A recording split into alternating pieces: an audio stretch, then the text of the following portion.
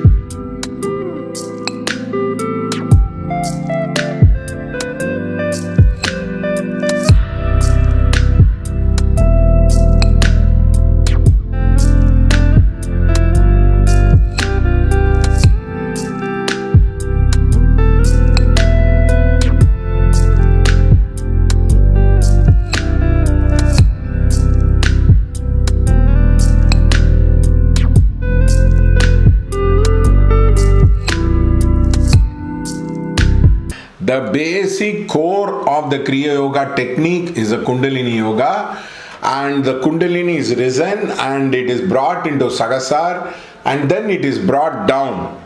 Again it is brought up and it is brought down.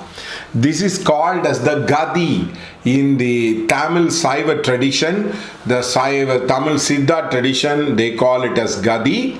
Of course, they also do the reversal of the breath. The energy is actually brought from the spine down, and again it is being brought upward across. But this particular, the energy is brought down in the front space and risen from the spine. These are different ways in which it is being done. There are two ways. One is you raise the energy to the spine. The other one is you bring the energy towards the spine. Both the ways are used, and one is the Yangish method, another one is the Yinish method. One is the clockwise method, the other one is the anti-clockwise method.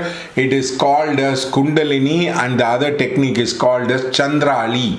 Now many people do not understand that there is a Chandrali, what it is being there. Now the yogis call there is a nectar of moon. It is called as the 13th chakra. Now this chakra dips the Amrit into a person's life. Now what this Kriya Yoga does, they bring that and they connect to the Amrit, and again they bring it down. It is done in a clockwise manner. It is never done in an anti-clockwise manner, because if you do in an anti-clockwise manner, your ayus and longevity will go away. So you are expected to do it only in the clockwise manner. You ascend the energy down and then you bring the Kundalini up. Now this is the Kriya Yoga technique. Now Yogananda Paramahamsa writes in his book, he has done more than 144 to 1440 times. It is supposed to represent the 12 signs in the zodiac and all that particular thing across a person. The problem with thing is, now you'll have to sit down and focus that technique alone to master it. Now many people have a problem in visualization. They are not able to visualize very, very clearly. And the Yogananda Paramahamsa, it is called as the technique is taught in the Taoism. It is called as the circulation of the breath. Now when it is not so breath is circulated, it is just that the energy is brought down and then the energy is brought up, and it is used to cleanse all the aura, the chakra, the mental body, and also helps you to release the granthi part of it. The granthi is kept so that, for example, Alaya Vignan, there is a Rudra Granthi which holds all the memory. Now the Hridaya Granthi, which holds all the emotions and all that, when the Granthi opens up, the chakra becomes fully active.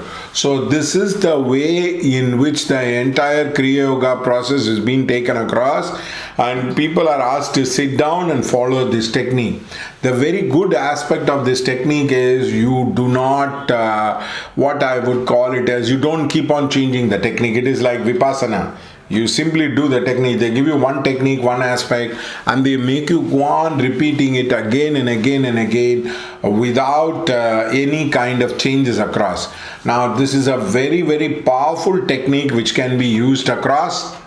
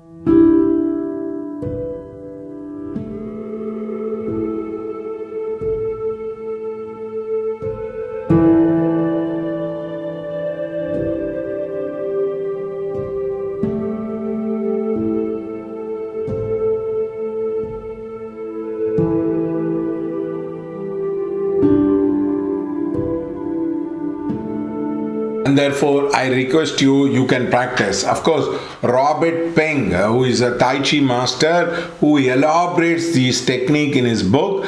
And in fact, you can write down the name Robert Peng. He conducts the Tai Chi workshop and all, and he's able to bring the energy through the hands and all.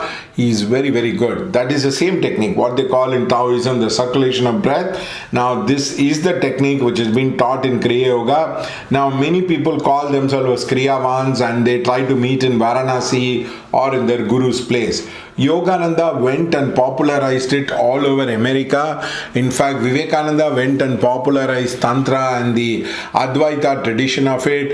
Yogananda went and popularized this yogic way of doing things, and this is such a famous technique all over America. A lot of books are written. In fact, it is the first book which is more popular than the Harry Potter itself, because it's a spiritual book. Yogananda talks about the non-eating saint. He talks about the saint with the two bodies, a saint who can hit the what you call tiger with the raw hands. All these things are given in the book, so it kind of dramatizes the entire thing. Barring apart that circulation of the breath is the very, very important thing. It has been taught in Taoism. So please understand, many people in Kundalini get stuck up. Kundalini has a problem because they take the energy and they lock it up and they don't bring it down. So what happens? There is an imbalance of energy, and this imbalance of energy in the energy body tends to create a lot of mental pain, trauma, tension. Also, Kundalini Yoga requires the stability of the mind. For example, you cannot have deep injuries like rape, like some kind of a victim difficulty you cannot have, because all these things will plop up from the unconscious mind, or the chakras will release these images and it will come and hit your memory across. So that is why many people, when they do the Kundalini, they have the awakening of the memory, awakening of the past memory. In fact, some of them have a clear awakening of their past life memory across as a person. Therefore, this is a very, very good technique, but many people don't understand how to practice this. You need to also understand to practice Swara Yoga. Swara Yoga will help you to change the breath from one nostril to another easily. So therefore, this technique, it will be very, very helpful to you, provided you are doing a sadhana on a great level. Ultimately, lot of technique will come into the completion or the end stage, the awakening of the Kundalini. Therefore, I request you to read those books across and come to a clear understanding. As such, it is a very clear system, but there are teachers who could be corrupt. You really need to be very careful with these guys across. But in itself, it's a good system, and the awakening of the Kundalini is very, very important. For some people, it arises spontaneously. I have seen Tibetan monk jumping so high and hitting the base chakra because they want to just awaken the Kundalini across a person. But very, very important, it is a Kundalini Yoga technique. Now, many people try to promote Kriya Yoga as something very special, something very, very different. It is not available anywhere and all that thing. True, in the Indian tradition, they take the Kundalini and they lock it up in the Sahasrara chakra. In the other tradition of the world, they try to bring down the Kundalini energy across. And of course, certain people are sun people, so therefore they are asked to bring the Kundalini down when the breathing is in the right nostril. Some of them are moon people, and the Kundalini they are asked to bring in when it is in the left, when the breathing is in the left. Therefore, Kundalini Yoga is such a powerful yoga, and it has many, many advantages about it. And also the basic thing in the Kala Chakra represents in some way the Kundalini Yoga of a person. Anyway, keep watching. You will have a better idea about spiritual life and spiritual concept. Exactly, we'll be talking to you from our heart without any kind of paraplenia. You can learn a lot from these our side. Thank you so much.